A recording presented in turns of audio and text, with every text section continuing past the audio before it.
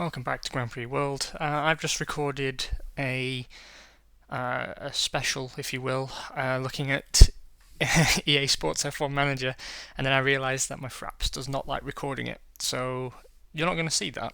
Instead, you're going to see this, and hopefully we'll get some Zero Space Program up for you today, and certainly some more content tomorrow. I am trying to get back to doing a little bit more varied content, but obviously, don't freak out. Grand Prix World will be the primary content that's coming up over the next weeks. Assuming that's what you're interested in. Sorry, I lost my train of thought there. We've got work to do. What's fantastic is the cars only have 22% wear, and what you might have noticed is that Shinji Nakano is no longer super pissed off. Let's read the news. I realise we haven't read the news since Canada, so Sauber got a team sponsorship deal with Murano. Benetton have extended their works power deal with Mercedes. Williams have extended their partnership with Ford.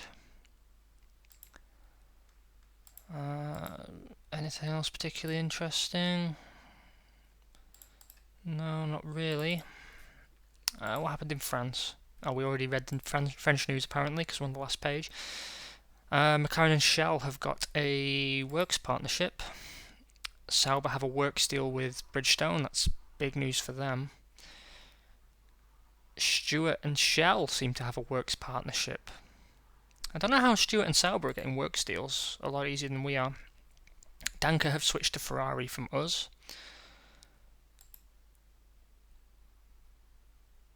Hewlett-Packard ditched us for Tyrrell.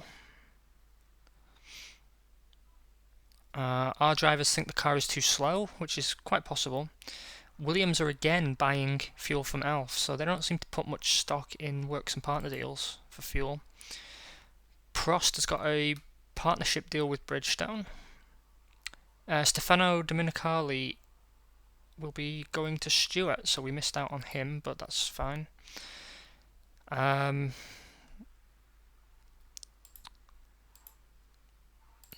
nothing new interesting there, really. What happened in Austria? So Benetton and Mobil 1 have signed I think that's a works deal. Canal Plus went to Tyrrell as well. Stewart have become a customer from Mechachrome. That's very interesting. We've won more points this season than we won last season, so that's good. McLaren has got a partner deal with Goodyear. Prost and Texaco have become partners. Prost have stolen both our partner deals. Bastards, eh? Sauber and Total have got a partner deal. Laurent Redon will drive for Minardi. Minardi have signed FedEx, so they've managed to get a better sponsor than us. And we have won Manager of the Month, while Eddie Jordan is the biggest loser. Bad luck, Eddie. Let's see how things have progressed down here. We are ready to move on to the wind tunnel stage with the AR2000A, which we now know will be Ferrari powered. So let's move on to that stage.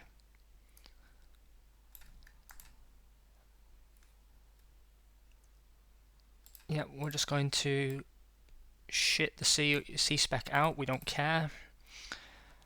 I'm beginning to think, if we can build the level 2 servo brakes and 2 spare parts, we might be in a decent position. I think we can manage that. In fact, we should be able to build 3 spare parts. That would be good news indeed. Yeah, we're gonna get the servo brakes. It's an opportunity that's presented itself. It required no investment from us. It now takes only 19% of our staff to build a spare part, so we are in that golden zone now where we can begin building a spare stock of spare parts. This is the kind of change, this is a real important change for us that is going to enable us to test more reliably, to run the cars in continually better condition than we have so far this season. We are going to run testing. It means one car will run with wear, but sod it. I'm not going to drop 500,000 on it though. We'll run 200 miles of testing. I think that should be plenty. And that's my door. There was a lesson there, and that lesson is not to help anybody ever, because when you take parcels and for your neighbours and you're actually recording an episode that day, it does mean your episode gets interrupted. So a bit of morality there for you on the channel. Yeah, we'll run 210 miles. I'm quite happy to get those extra miles in. Kaboom. And that means we can deploy development points. How's the wear looking now? 43, 40, yeah, so about how I thought it would be. Let us make a decision then. Do we start any new projects? Oh, hold on. We need to build one more time to get the next stage of servo brakes. So we will only be running level 1 on this round. But that's okay, that's still a step in the right direction. Yeah, we'll just split the development points between the C-spec and next year's car.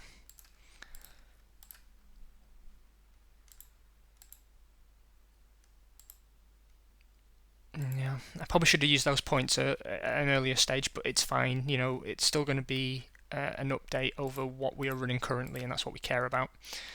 Next year's car is shaping up quite nicely. It should be, if we finish the wind tunnel stage completely, it should be comparable in performance to this season's car, so not necessarily a step forward, but we should have more engine power to play with, and hopefully we can make some friends that are willing to help us out with some stuff. We're saving our success card to either grab ourselves some more money or secure a preferential deal somewhere. Still not decided if we're going to take customer tile supply. I mean, it wouldn't be the end of the world, but it does negate our advantage a little bit. It's a good time to sell shares in the team, but we're not going to bother with that either. Let's see. So we are taking Bridgestone, Ferrari and PIAA to Germany. Let's repair the cars and get moving. Who do we repair? There's a question. We could repair car 1, Shinji Nakano. He did get the podium for us, but Deniz has been the consistent better performer, so I think Deniz continues to get the bulk of our attention. I will be running both cars still on the harder compound tyre. I think that's the way to do it. We're going to go for speed and downforce. See? Downforce. Overtaking brakes, and we'll spec for dry weather with Deniz. Nakano will spec to deal with a dusty track, extra downforce, extra speed, brakes, and overtaking. Okay, do we have any new specification of anything? No, we do not. But we do have servo brakes available. We'll now look for automatic gears. Away we go.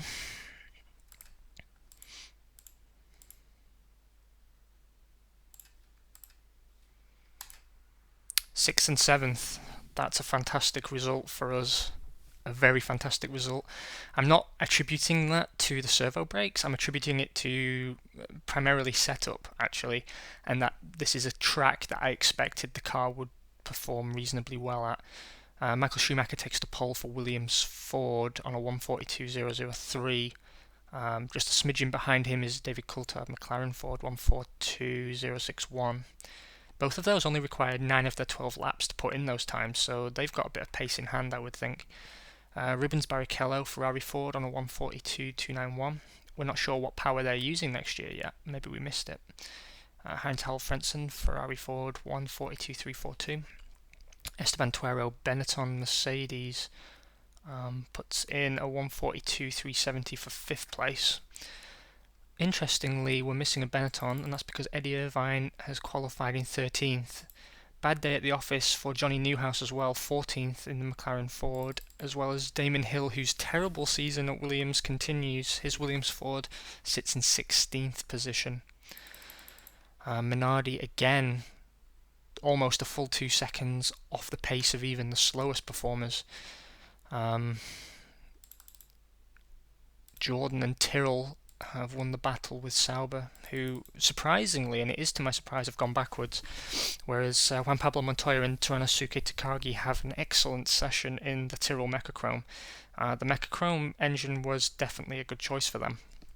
Even though it has cost them money, it is an impressive power unit, and it seems like that's a track where this pays off. It's race time. 26 degrees, very dry.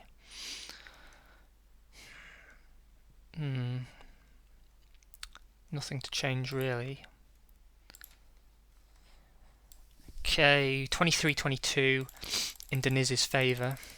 So Nakano will get the opportunity at the undercut again.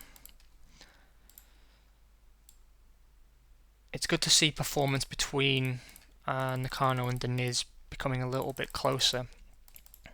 Excuse me a moment.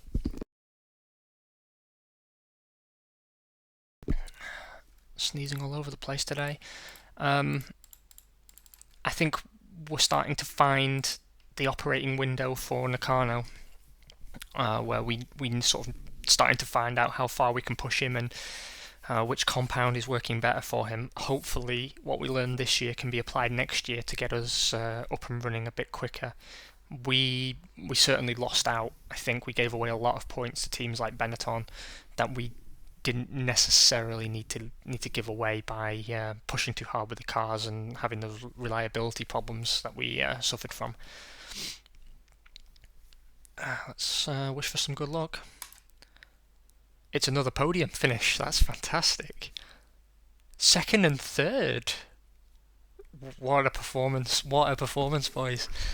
David Coulthard, McLaren Ford on a 121.58799. The one-stop strategy pays off gloriously. Pedro Diniz, Arrows Mugen Honda takes second, 122.03231. Shinji Nakano puts it on third. Arrows Mugen Honda, 122.05937. That's a serious points haul for us. Barrichello, Ferrari Ford takes fourth, ahead of Jean Lacey, Jordan. I forget what power they're running. I think, if I remember correctly, is it Jordan? Oh, it's Jordan Mugen Honda as well, that's right. And a point for Tyrrell, that's magnificent. Toranosuke Takagi, Tyrrell Mechachrome, 6th position. The Benettons fall out of the points on merit, it would seem. Who were the casualties? Engine failure for the Tyrrell Mechachrome of Juan Pablo Montoya. Suspension failure for Alexander Wurz. A driver error from Heinz-Harald Frentzen costs him some points. Engine failure for the Williams Ford of Michael Schumacher. And electronic failure for Johnny Newhouse, McLaren Ford. That is unlucky. Mika Salo is the worst performing driver possibly of the season.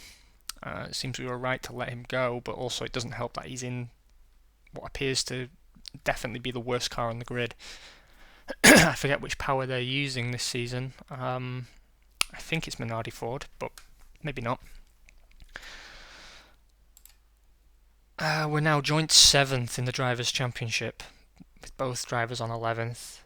Coulthard leads by 2 points from Schumacher, who's leading from Eddie Irvine in 3rd.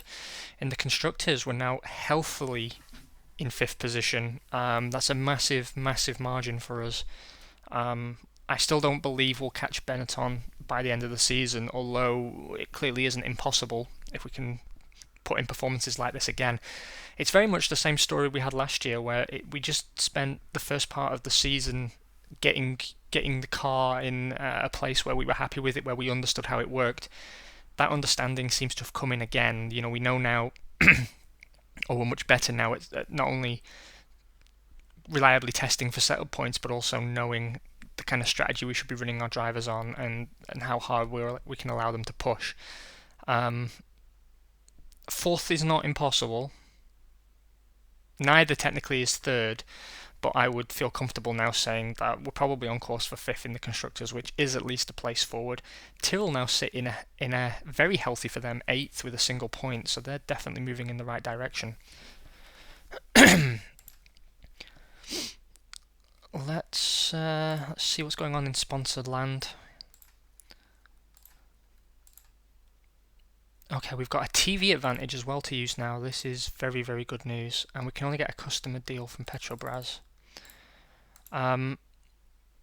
There's no deal with Texaco now available. I think we'll take the 1 season customer deal with Petrobras. I think that's what we will do. Only 1 season deal from PIAA. So what we will do is we will deploy our TV advantage with Bridgestone, I think, and hope against hope, although there's no reason why it should work, that we can land ourselves that partner deal. As for the success, we've a difficult decision to make. Either we can snatch this 1.8 million and double it by signing a team sponsor deal with them, which would boost our budget, or we can attempt to get some bonuses in play with Ferrari. I think what I'm going to do is use the success advantage on the Ferrari deal. It's funny I say it, yet I'm not doing it, am I? It's the extra money, you know. It is the extra money that's important. We're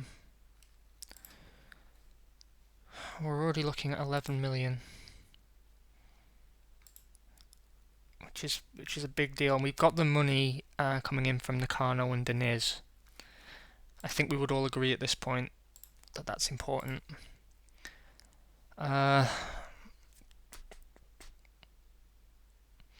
See, I mean, the thing is, it would be a lot easier to make this decision if one of these deals was a multi-year deal. But as they're both single-season deals, as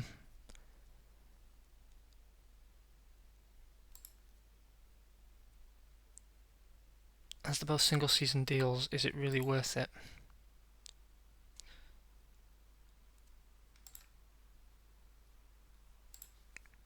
I'm going to use it on Ferrari. There we go. And then I'm going to take 5% off here. 5% off here. Actually, I'll put this down to 15%. It's only got 1 bar to fill. And we're going to really try and get the PIAA deal on merit. It seems no one's talking to them right now.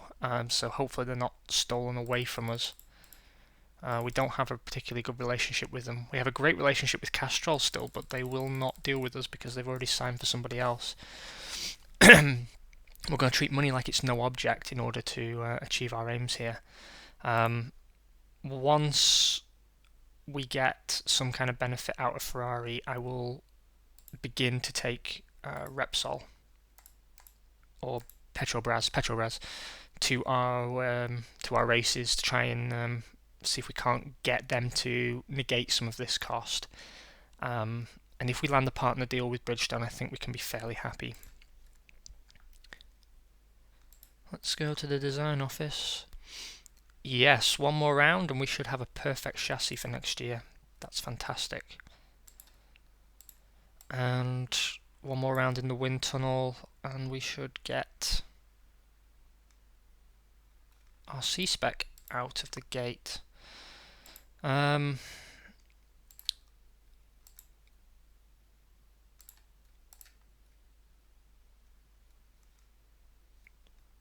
How does that work? How does that work? Because we've already got servo brakes discovered. Maybe we have to go through a pretend turn to get those out. Okay, so what we want to do is spare parts. Lots and lots of spare parts. How much does that reliability upgrade cost?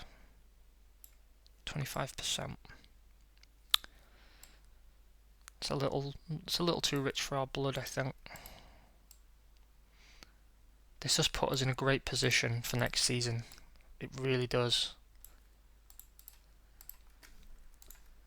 Let's take a look in the departments, just make sure no one's quitting on us. No, morale seems pretty good actually. Very good, in fact. We're getting maximum efficiency out of everybody. We've got consistency as well. It's something we've not talked about before, but there is benefit in consistency. So having the same driver year on year and the same designer year on year, they will synergize together better, and it benefits the entire team. Change can be beneficial, but it can also be disruptive, so something to bear in mind. Let's run some testing. We'll do 250 miles of testing, and we'll stick on the same split again. And what we will do is repair both cars fully, and then we should be able to get the damage off one car. But instead what I'm going to do actually is I'm going to take chassis 3 and I'm going to get it usable. So next time we test, we can actually run the third car. We also have a car that in an emergency, in a pinch at the end of the season, we can run with very high wear and high damage to at least make an entry. It's time to save the game, just a moment. Okay, welcome back. Let us then set our cars up and hit the road. Keep things as they are. I am ploughing ahead a little bit now because I think we all want to see how this turns out. The Hungaroring is very interesting in terms of setup. And what looking at these numbers tells me is that our car is perhaps not going to work particularly well here. So what I've done is I've put a point into downforce, a point into speed, brakes and heat control. For dry setup. The last point for Nakano I'm going to put on dealing with dust. Deniz, we're going to take a totally different strategy. We're going to go 2 speed, 2 downforce, an extra on the brakes. And the reason I'm splitting strategy like that is because I want to test something ahead of next season. Yeah, we've got no extra specification of anything to use. That's all fine though.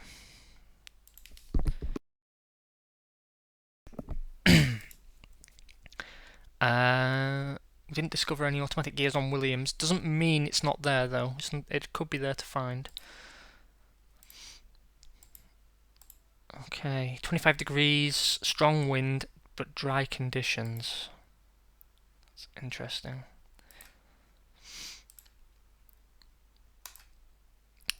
Sixth and eighth, still good. Remember, we are on the slower tyre. The 2 McLaren Fords will lock out the front row. David Coulthard leading from Johnny Newhouse, a fraction of a tenth between them. Eddie Irvine Benetton Mercedes takes third. Hill and Schumacher are performing a little bit closer together. Not reading anything into that, Hill just had a lucky day. I really think he doesn't synergize particularly well with that car. I imagine he'll leave the team at the earliest opportunity, and someone else will be partnering Michael Schumacher. We'll take a look at that at our pre-season review episode, which will probably be out this weekend if I can keep this schedule up. How are things down the back? The gap between the Stewarts and the Minardis is not quite so huge, but you would expect that on this track. It's got a sort of Monaco-esque quality in that regard. It's quite hard to build up big gaps. Tyrrell are still mixing it up with the Saubers, and Jordan are mixing it up with the Bentons. We seem to be moving in the correct direction, and that is very, very important. Hakkinen has outqualified Marini. which is at least a minor victory for him. He's someone I expect to leave the team next season too. Temperature has gone up 31 degrees, cloudy, which means we could see a thunderstorm at some point during the race, but it's unclear at the moment. Let's think strategy. So we'd be talking 39, 38 for Deniz, and we'll do 38, 39 for Nakano.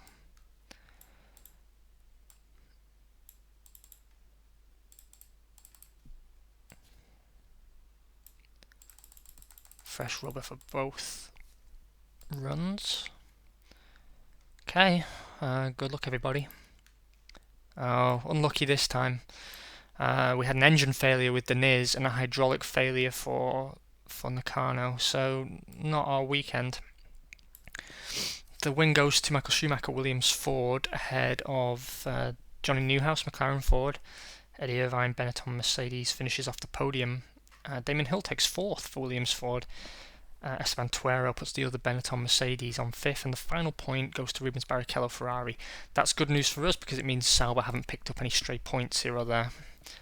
One of the Tyrrells got ahead of the Jordans, which is good news for them. And a Minardi split the Stewarts, which is very interesting too. Maybe they had an extra pit stop though. You never know. Sometimes people can get wing damage and have to go in for a change and stuff. It doesn't list all the incidents of the race. I think McLaren probably have the constructors in the bag at the moment. The gap to Benetton has increased though with their double points finish. Let's see what we got for our efforts. We've got that partnership deal with Bridgestone. That's big news for us. On the engine deal, we have fast engine upgrades and control of the R&D program.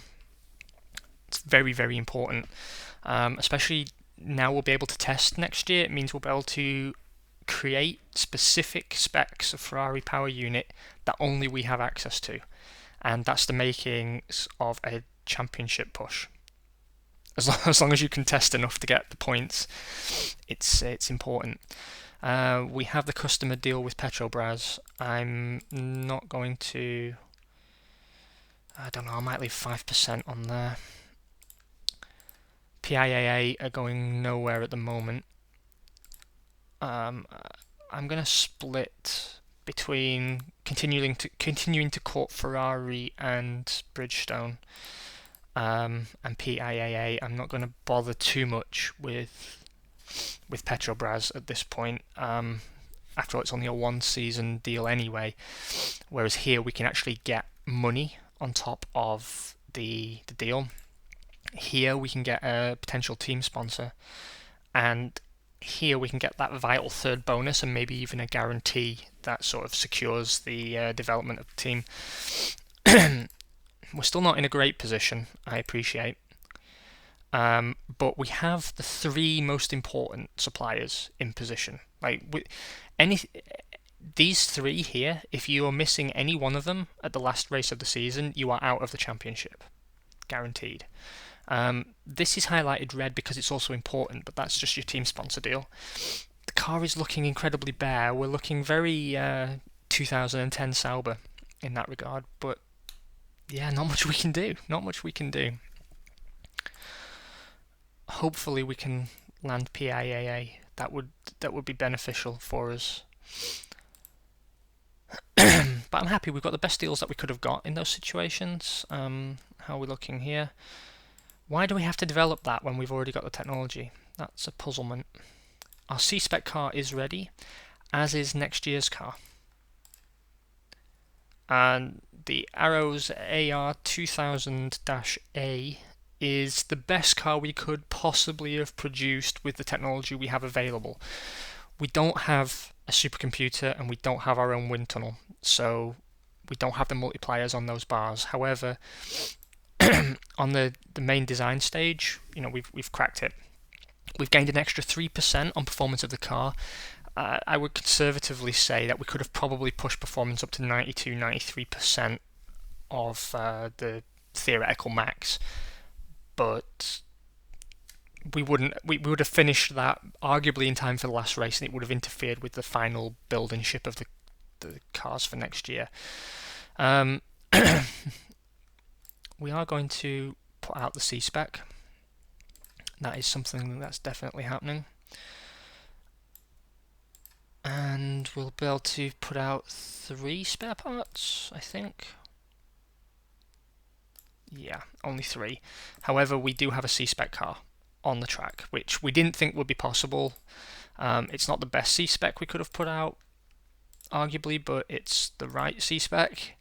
Our cars have not picked up additional damage, which is really, really important news for us, and we've got barely any wear because we were out on the first 2 laps. Those failures must have been minor enough that they didn't actually add to the damage percentage. Very, very beneficial, and that means we can test really without too much penalty. We're not going to do any of this testing because we can't get a D-spec out now. That isn't possible. There's only 3 rounds remaining. However, we will push for development testing, and we'll run all 3 cars.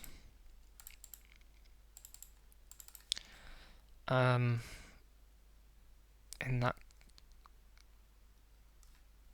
let's go back to the design office because we now have 90% of our guys available.